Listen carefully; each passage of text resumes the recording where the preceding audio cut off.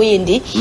ñu fas yéene waxtaanee li procureur général bi wax démb bokk na ci Fabrice Ngema énuméré nga ko démb presse bi nekkoon na cible ñi jàpp ñu doon wax ne ñoom ñooy commando de Pastef peut-être Simon Faye ñu revenir tuuti sur ces propos. Oui,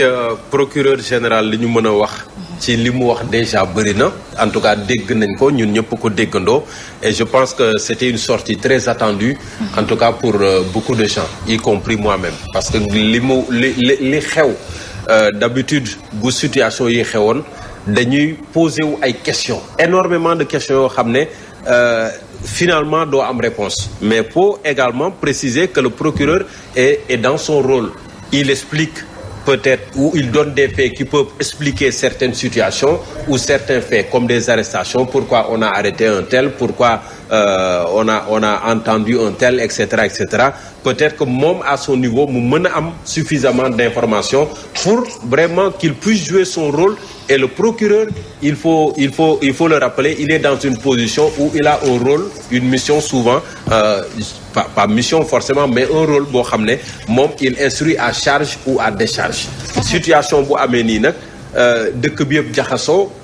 une certaine tension il faut que moom ci boppam mu jël initiative parfois par autosaisine ou sur la base de plaintes de citoyens ou d'organisations mu enclencher ay enquêtes wala instruire police wala gendarmerie ñu am ay enquêtes moom mu mën a am suffisamment de faits et peut-être d'arguments yoo xam ne ci lay étayer son argumentaire mu mën a xam ndax day poursuivre ndax day charger wala boog dafay décharger donc ci rôle boobu man laa ko gis démb mais par instant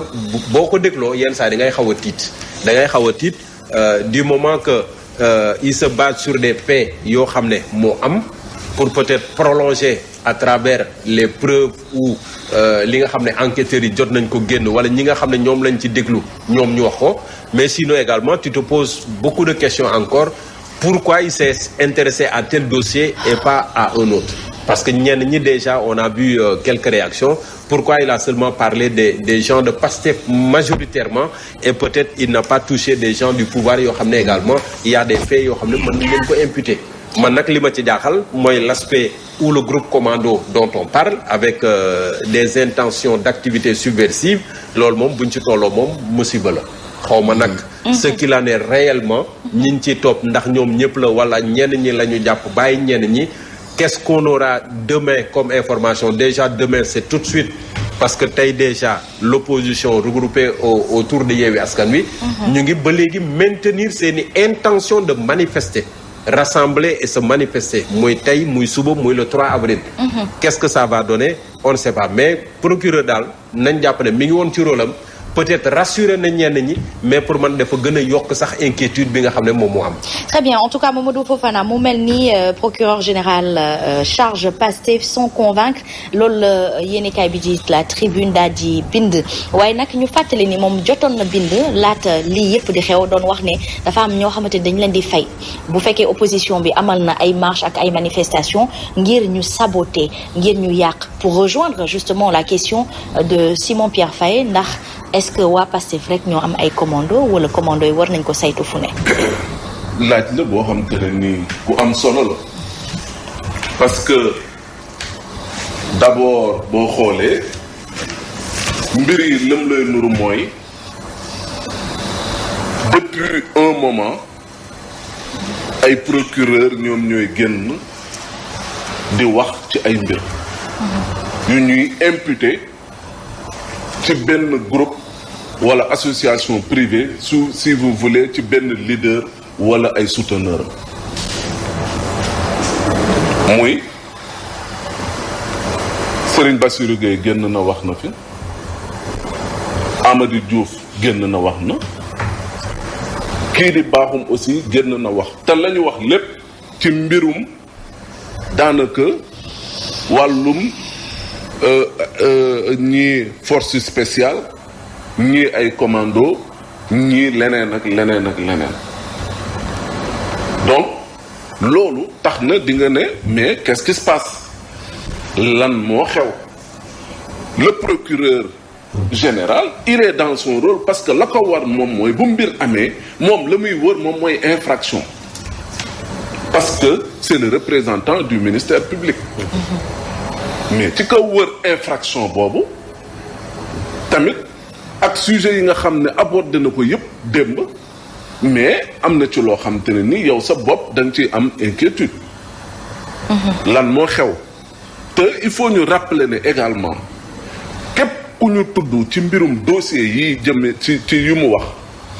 dañuy bénéficier ci lu ñuy tuddee présomption d'innocence parce que demaguñu procès pour mën a am lépp li nga xam ne leer na parce que juge moom mooy décider ne diwkat lañ koy toppee dëgg la wala du dëgg parce que day am ay avocats yoo xam ne dañ koy layal donc de facto mënoo ñëw surtout pour ñun ñi nga xam ne ay journalistes nañ aussi il faut ñu def attention ci loolu c'est pas parce que le procureur wax na rek effectivement ñun ñëpp dañoo war a daw comme une personne lambda ne oui li mu wax li de loolu moo am non loolu la koy déterminer moom mooy investigation yu ñuy mëne ñu dem ci procès ku ci nekk indi say ñu lay layal moom mu taxaw fa mu taxaw ci charge parce que c'est des charges lourdes yoo xam te nii da ko tenir contre li nga xam ne benn groupe la ko tuddee donc maintenant ci dans le fond également c'est discutable parce que si toutes les actions wala tous les actes posés dañ ko diriger comme je disais tantôt contre un groupe privé contre une association ou une formation politique benn leader politique wala ses souteneurs mais à côté monsieur le procureur amoon na yeneen dossiers yoo xamante ne nii sa waaye mënoon nañ ci wax benn le jeune qui est décédé te oto bi jaar ci kawam Gora Diop pourquoi le procureur waxu ci aux Parcelles mais dañ ci war a wax autant Doudou Fall dafa faatu autant le gosse dafa faatu lan moo ko rey nous tous nous avons vu la vidéo bi nga xam ne xale bi ci la succombé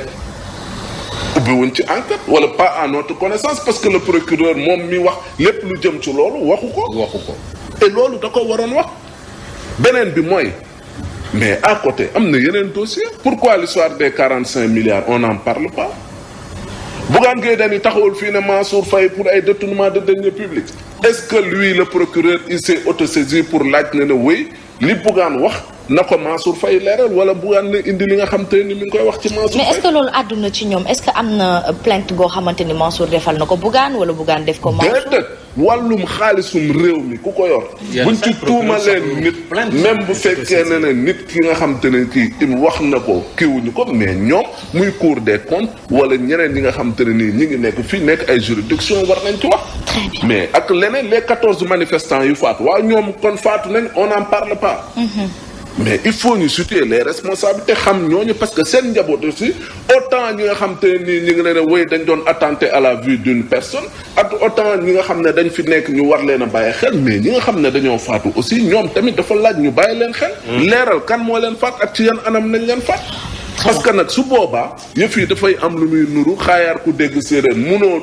toutes les actions wala wax ju ne yaa ngi ko diriger ci benn groupe wala benn kii heure boo génnee loolu la mais il faudrait que même sur l'histoire de la Cour des comptes mais ñu xam yëf yi fan la mujjee il y a un ministre de la République jusqu'à présent ba léegi nii kenn mënu ko déglu kenn mënu ko def dara parce que moom dafay bénéficier lu ñuy wax privilège de juridiction tey le président de la République moom moo ko war a joxe pour ñu mën ko déglu mais ba léegi nii puusuñu paasuñu ci loolu. en tout cas Fabrice Ngema la situation. en fait situation bi j'ai une autre lecture. c'est qu'aujourd'hui lan moo indi lii ay plainte Ousmane Sonko ci boppam mu ne j'ai été victime d'une tentative d'assassinat xam nga loolu c'est grave je crois qu'au côté boobu en fait li ma retenir mooy li mu doon expliquer cheminement bi hôpital bi lu xew interpeller ñu ay médecins d'accord l'autre fait c'est le jeune plainte la c'est une plainte de la famille maintenant les événements de mars je crois que aussi je suis d'accord parce que je crois qu'il y a des autorités qui avaient annoncé que la lumière sera faite ba instant bi les parents des victimes ñoom ils ont entamé une procédure c'est aller du côté de la internationalisée Cour de justice de la CEDEAO xam nga combat la c'est vrai mais le fait c'est quoi c'est que aujourd'hui procureur moom dafa prononcer wu ci base wu ay éléments d'enquête et ce que je note c'est que il y a quand même une chronologie sur ce qu'on a retenu. Man, je rappelle toujours qu'à l'entame, depuis jour 14 morts yi, ministre de l'Intérieur, Momo Wane, force occulte. C'est pas gratuit. Je m'arrête à ça. Force occulte. Il y aurait des forces occultes. Mieux avancé, Bassi Karam. Il y a eu d'autres déclarations. Président de la République, plein conseil des ministres, dit rappeler le rôle régalien de l'État. Ça, c'est des faits. Le général Fall. Le général Fall devenu sorti. De la gendarmerie. Ou de la gendarmerie. On est coup de yengal, bon, bref. De toutes les façons. Il a dit comme ça, ainsi? Non. Bon, il a dit clairement que ceux qui essaieront de celui qui veut brûler le pays périra. Et aujourd'hui, Amneli, man, côté Boboulaye Hall, atmosphère bi, sortie, et en face, tu as quelqu'un qui dit que l'Orient a eu le problème, c'est quoi? J'ai été effectivement, et là maintenant, il accuse la BIP. Il a accusé la BIP. Là maintenant, il dit que c'est la BIP. Il a accusé la BIP. Le sieur Ousmane Sonko. Donc l'Orient, c'est à travers cette déclaration que man, je me fais une idée. En réalité, là, exactement. Quel est le but de la manœuvre de tout ça? Donc, on peut dire qu'il y a un problème de sécurité publique. Très bien. Et le rôle d'un État, c'est l'ordre public. Il faut d'abord qu'on s'arrange à ce que l'ordre public soit préservé. La sécurité des personnes et des biens. Légui, justice amena, police amena, gendarmerie amena, pour nekk ce rôle. Très bien. C'est important. Ça, c'est mon point de vue. Lu am solo ah. Ouais. Et puis mooy laaj bi nga laaj rek lan moo xew ci Sénégal. Lan moo xew parce que man quand même non, c'est-à-dire mën nga dee ci mbedd bi mais dee ci biir hôpital parce que là aussi c'est un problème. Yo, quand tu es malade wala nga nekk en danger de santé da ngay dem hôpital mais dee ci loxo hôpital pour négligence ci mbedd mi ay ci une pierre peut venir te toucher affaire yooyu intervention brutalité xam nga c'est une mort mais entre les mains dans l'hôpital. Pour négligence. Bon, ou non-assistance. gis nga sorti procureur bi. muy opposition comme pouvoir ñoom ñoo gën a xam ne lu ñëpp doon xaar la. Et puis lu war la woon parce que dañu toll foo xam ne dafa bëri ay lu bëri lu teg ci table yi askan wi am droit ñoom it am information. te yenn information yi moom rek moom moo ñu ko mën a jox. bu bëggoon jël sujet yi yëpp yu nga xam ne tey ji dañuy xaar réponse yaakaar naa ne kon ñun fii la ñuy fanaan mais dafa am ay points yu nga xam ne nii dañ ci toll muy actualité am ay arrestation yu nga xam ne ku si nekk ñëpp ñu ngi naan waa lan moo tax ñu jàpp lan moo tax ñu jàpp Ousmane Sonko mu ne tentative d'assassinat dañ ko bëggoon boom am ñu nga xam ne faat nañ ci ay manifestation ñuy commencé tudd ay commando Pastef di tudd ay forces occultes je pense que am na point yoo xam ne ni quel que soit alpha procureur bu fekkoon dafa génn te waxu ci dinañ naka li nga wax safewul dégguñu ko bu génnoon rek wax peut-être ci 14 morts yi nga xam ne jàll na te waxul ci lii kon dañ naankaan li nga wax amul benn sens parce que ñun li ñu gën a intéressé mooy lii nga xam ne mooy yëngal réew mi maanaam kon ñëpp doon xaarandi mu àddu ci li tax ñuy jàpp waa Pastef li ëpp ci ñoom ci manifestation yi loolu ñëpp ñoo ko doon xaar muy waa Pastef du opposition du pouvoir ku mu ci manti doon ñëpp ñoo doon xaar mu wax ci donc ni mu ci waxee ni ñëpp dañ koy rafet léegi nag ku si nekk yaa am sa appréciation ci ni mu ci waxee te ñëpp jàpp nañ ne lii mu wax nii gis nañ ni Sénégal fi ñu toll nii wala fi ñu jëm mais mooy loolu très bien démb dangay gis ñu bëri di envoyé te message naa mais Sénégal wëratul c'est là mon problème c'est ça mais bu njëkk bi la 14 morts lan la woon yaa ma violé woo ma kat am ñu dee bii yaa ma waxal waxoo ma yor naa preuve am ñu dee mais le Sénégal pour un rien nit dee et pour rappeler ce matin en venant maa ngi gis benn grand bout de si tali bi diggante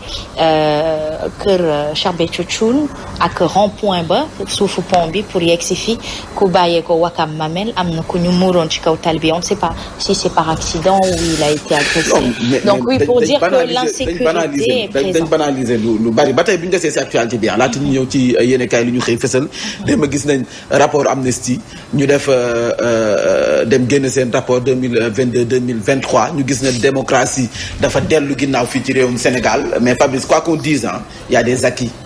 yu nga xam ne am nañ ko suñu wàllum démocratie bu ñu waxee ne peut-être ay manifestations dañu koy tere te toll nañ fu nga xam ne da nga koy déclarer rek bu fekkee peut-être amul dara lu ko mën a gàllankoor mënoo gàllankoor kenn ñu daal di koy autoriser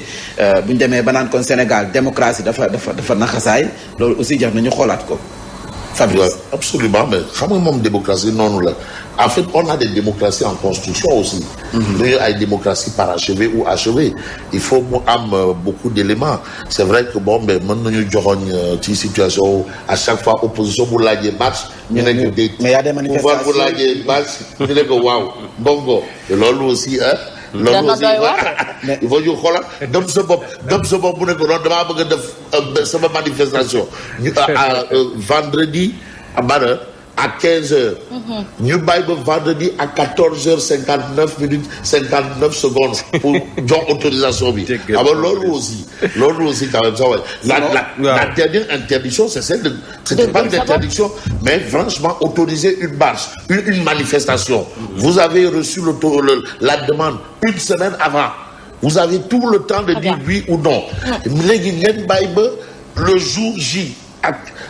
14h pile c'est prévu et à 13h59 secondes 59 minutes 59 secondes ngeen jox de ba okub def. démocratie mën nañu wax ne si moo kon dafa dellu ginnaaw bu ñu sukkandikoo ci waa Amnesty am ba léegi mën nañ jàpp ne Sénégal réew mu nga xam ne démocratie am na fi. moom kay bu ñu sukkandikoo ci waa Amnesty International loolu lay niroon parce que ku bëgg a manifester ñu tere la ci constitution boo xam ne dafa ne da nga may yëgal da nga may déclarer. da nga may déclarer ne da nga am intention wàcce ci mbedd mi et cetera donc ak yeneen. parce que yemu rek ci affaire manifestation ak yeneen mais yëf yi ku ci nekk ak peut-être pa nga féete tey jii boo laajee waa nguur gi ñoom beneen réponse lañ lay jox mais li leer ba leer mooy Amnesty International c'est sur des faits te lépp luy gàllankoor wareef ak yelleefu doomu aadama ñoom dañ ciy teg seen baaraam rëdd di xaar nag ban réaction la ci nguur gi mën a apporter lii yëpp nag tamit c'est à inscrire dans un contexte politique boo xam ne c'est très tendu parce que opposition baa ngi xataraayu nguur gi tam moom mi ngi dóor ci table bi donc yëf yi moom mënul yomb ndax ko mën nañ ko limiter wala en tout cas contexte politique bi benn élément d'analyse lay doon mais bu ñu génnee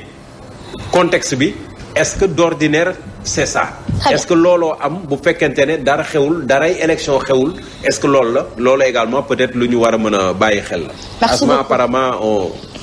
oui on piétine sur le temps de la revue des titres. loo tax ma gàttal. moo tax ñu résumé ko dinañ ci ñëwaat waaw dinañ ci ñëwaat kon mën nañ yëg si kaw tribune bi. jot na de fu mu nekk ñëpp yéeg nañu. waaw ñun ñoo ci des. dañoo yéegoon bu yàgg toog di ñu xaar. ayca kon ñun nag faw ñu yëg si kaw tribune bi àndaax nag yéen a kaay groupe des médias tentative d'assassinat d'Ousmane Sonko en tout cas démb procureur loolee jéem ci andi ay leeral ndax nee na nag procureur général chargé Pastef sans convaincre yéen a kaay bi moo ko wax nga. andi nga procureur wax na waaye nag li mu wax nii wax fa dëgg neex yàlla ñenn ñi dañoo jàpp ne aju ngooñ maanaam wax ji des naa am ak ndëgër laay lu mu ci manti doon médecin yu suma bi ñu leen laajee ce cadre du procureur mooy wax de bi ñu leen laajee yéen ndax jot ngeen saytu yaramu Ousmane Sonko ndax mën ngeen ñu wax ban jàngoro moom moo ko dal ñoom dañoo bañ dañ ne secret bi wax fa dëgg secret médical moo leen obligé ñu bañ a wax man li dal asma intéressé wu ma su demee di faju man li ma dal su ma neexee sama jabar sax du ko xam sama droit la donc ñoom it loolu moo leen may ñu ne mukk ñu opposé benn ñett ci requête procureur wala enquêteurs yi ngir ñu mën a xam lan moo daal Ousmane Sonko dossier de Sonko n'a révélé que son asthme le procureur mooy wax nee na bi ñu defee perquisition dugg ci biir saytu lu ñu gis ci kayit yi moo di asthme moo ko dal asma nag ak lacrymogène yi wax fa dëgg neex yàlla àndul. ma ne ànd na de àndul de. asma ak lacrymogène moom bu doon maay Ousmane Sonko moom fu lacrymogène nekk ma asma. du ma ko jege. koo xam ne garabu yow sax da lay sonal. mais asma mbooloo tamit xam nga mbooloo fu mu nekk. poussière bi day bëri. donc da ngay étouffé. mais nag. waaw mais nag nee nañ daal moom gis nañ asma. man xaw ma ne dafa asma. donc ñu ngi nii fexe nañ ba ma xam ne léegi dafa asma. te du yoon feebaram nañ ko bàyyi feebaram. yéen kaay bi dikkaat ci kii nga xam ne mooy Yarga Sy nag ndax dañu ko arrêté point d'interrogation daal lañ ci def mbaa du mujj dugg siin ndax na nee nañu ñoom it bu ñu waxee tentative d'assassinat def nañu ay jéego def enquête te c'est normal gis nañ ne loolu ñu ko tuur vinaigre la te nag lépp mi ngi jaaree ci Yarga moo jëloon li nga xam ne moom mooy échappement bi ko koy jox ndax def nañ ci vinaigre boobee la manifestation yi di jël ngir mën a mucc ci xetu lacrymogène bi en tout cas ndax moom dañu koy téye am déet ndax nag gars yi ñu ngi ci enquête moom Ousmane Sonko moo ne dañu ko bëggoon boom comme te nag citoyen la fii ci réewum Sénégal kon nag yoon la ñu xool ndax loolu moo am wala déet comme bépp citoyen bu manti doon docteur Babacar Niang moom it gannaaw ba ñu ko téye amoon na possibilité ñu takkal kon ndombal tànk li ndombal tànk li xew bracelet électronique waaw bracelet bi ndombal tànk bi xew bëggoon nañ ko takkal mu bañ moo tax donc soit am nga possibilité takk ndombal tànk li am rek nga toog sa kaso ba parce que tam ndombal tànk boobu bu ñu la ko takkee yaa ngi si kaso ba tey mais moom dañ ko bàyyi mu waaw mais dañ ko war a takkal mu bañ information mu bañ en tout cas moom bañ na ne du takk ndombal tànk bi lu ma ci man ci doon ñu ñëw ci 3e mandat bi nga xam ne président Macky Sall nee nañ projet la bu nga xam ne ni daa mel ni naxambaay la ñoom seen biir parce que nag ñoom seen biir ñoo waxoon ne du fi amee ba tey ñoo waxaat ne am na ani kan la ñu bëgg a nax yéene kaay bi def na ci ab taxaw seetlu Mamadou Lamine Diallo nee na neexul ba neex na waaye Mame Mbaye Niang mii njëgam cher na de aywa Mame Mbaye Niang wax fa dëgg neex yàlla mujj naa cher nag honneur am mujj naa cher nag honneur am ñaata ci deewagum ñaata la doon laaj yaa ma waxaloo ma naan di lu leer ñaata deewagum ñaar yal na ci yàlla musal waa rado nee nañu nag ñett ñoo deewagum ñett ngay korko ba ndeysaan mujjee bi ñoo na rado ñu ngi sàkk ci président Macky Sall mu respecté constitution bi ak nag la nga xam ne moom moo ko waxoon waaye lii itam information la ay billets noirs yu nga xam ne nii ay milliards lañu ko xayma teg nañu ko loxo sa Kër Massar fii réew mi toll ay milliards la ñuy waxtaan aywa yàlla baax na le TME dafa ñëw ci affaire Amadou Ly commando ak nag docteur Babacar Niang lu mu ci manti doon Amadou Ly moom gis nañ conditions yi ñuy wax ne moom la faatoo Doudou Ly Doudou Fall gis nañ anam gi ñu wax ne moom la faatoo dikkaat na également ci mbiru commando yi Pastef dikkaat na également ci mbiru Babacar Niang nee nañ commando yi am da benn organisation bu nga xam ne ñu ña nga ca woon di passante ay message ak ñoom seen di teg seen i plan lu ñu si jublu woon maanaam benn am na ci ñoo xam ne ni ci nguur gi la ñu bokkoon nañ ci ñi nga xam ne peut-être waroon nañu leen boom wala waroon nañu leen gàllankoor dal seen kaw ci taskatu xibaar yi bi yeboo ngeen metti te xam ne yéen a ngi woon ci liste bi yéen représentant kilifa diine yi bi yeboo ngeen bàyyi ci xel ñoom it ñu ngi woon ci liste bi. bu dee loolu am na de. mais loolu li koy dëggal mooy li xew fële avec le représentant de la famille omarienne à Bignona. nañ ci bàyyi xel de. nañ ci bàyyi xel. nañ ci bàyyi xel parce que boo defee liste am ngay cible waaw amul problème asma. l'observateur dafa ñëw ci point de presse procureur général ba tey moom mi ngi xool heure bi rek mu nekk moom dañ koy yokk xalaat parquet def na ay révélation yu doy waar Ousmane Sonko moom it génn na moom def sorteem daal di nag moom it tontu si façon am waaye nag nee nañu dafa am ay membre MFDC yu nga xam ne nii dañoo rax ci mbir mi dañ leen recruter te waa ji procureur wax na ko nee na moom ci boppam moom mujj def ay aveu d'accord ne dëgg la moom moo doon recruter. aywa fii réew mi toll nañ ci bàyyi xel nag de. moo doon recruter. waaw démb procureur wax na si am na si koo xam ne jàpp nañ ko moom moo yoroon mbiru daanaka mystique wala xarfa fuufa lañ waxoon ci mbir yi mais nag après bi ñu demee tanjamal ko jot naa nangu yenn yi bu samay kàddu procureur mooy wax ba tey man def ma der lu dul di kàcc nay leer nay leer rek taluma ku ma en tout cas lu mu ci man di doon wàllum démocratie nee na dañu ko salfaañi ci mim réew moo tax Déthié Fall mii nee na ñaareelu anniversaire parti am te du ko célébrer ndax réew mi amul démocratie Déthié tamit nag célébrer rek jëndal sa gâteau ngeen partagé que seen groupe WhatsApp def anniversaire validé. kan la Déthié Fall. waaw nee na dëkk bi amul démocratie moo tax mu bëgg anniversaire ñaari ati parti bi du ko def. wala sa xol neexul jëndal sa gâteau rek ngeen partagé ko heure dox wala ngeen partagé ko si WhatsApp bi def anniversaire validé comme mariage validé. anniversaire validé en tout cas JBC soo fee sa Thiès ay nitam nee nañu ko nag wax fa dëgg neex yàlla président Macky Sall faw nga dikk renfort mii JBC mii ndax mi ngay def te kuy def lu baax nag faw nga yokk ko doole. waaw très bien. waa Thiès nee nañu JBC dañ ko war a yokk doole. waaw borom ñaari base Thiès ak Oréfondé. borom Oréfondé sunu gaynde yi tamit. ñaari base. Coupe d'Afrique des Nations dama ci nañu de. aywa qualifié nañu. macha allah. waaye Lion olympique yi nag. dañoo nërmeelu. qualification bu mucc ayib. waaw ñun boobu moom bu mucc ayib Adja ñëw ci qualification bi nga xam ne moom la ñuy xaar xamuñu kuy qualifié nag. très bien en tout cas procureur teg na bal bi bal bu am ay jam-jam. ka ca gannaaw kan la Mame Mbaye Niang. moo nekk nii ci ginnaaw si camp yële président Macky Sall nee nañ moo sa ne. waaye nag ñoom ñu ngi jàkkaarloo équipe bi waa Yewwi Askan bi opposition bi fu mu nekk nii comme te nag penalty coup franc la. barrage bi ñu ngi fi gis benn Khalifa Sall. kii kan la Malick Gakou nekk nii kii kan la. Déthié Fall. borom anniversaire bi nga xam ne nee na du ko célébrer. léegi nag askan wi jënd leen gâteau yónnee ko léegi nag moom moo war a tiré moom procureur Ousmane Sonko moo nekk nii ci camp yi ak nag perfusion bi ñu xam ndax bal bi dana dugg am déet. en tout cas. bal bi dana dugg am déet loolay laaj bi. merci beaucoup. merci bal bi daal lan. jërë ngeen jëf kon nag Mame Mbaye Ndiaye lii bokk na ci li gën a fës ci xibaar yi li nga xamante ni moom moo di kàddu yi procureur général bàyyeeku démb. Ibrahima Bakhoum moo doon wax démb moo di procureur ba dikk na ci l'enquête bi nga xam ne moo ñeel tentative d'assassinat bi nga xam ne Ousmane Sonko dafa wax ne dañ ko bëggoon boom tegum loxo gi ñu nemmeeku tegum loxo bu sakkan gi waaye groupe bi ñu woowee ay commando Pastef ak la nga xam ne moom la ñu namoon maanaam am ay activités yu nga xam ne ni ñenn ñu ciblé duñ sa mucc.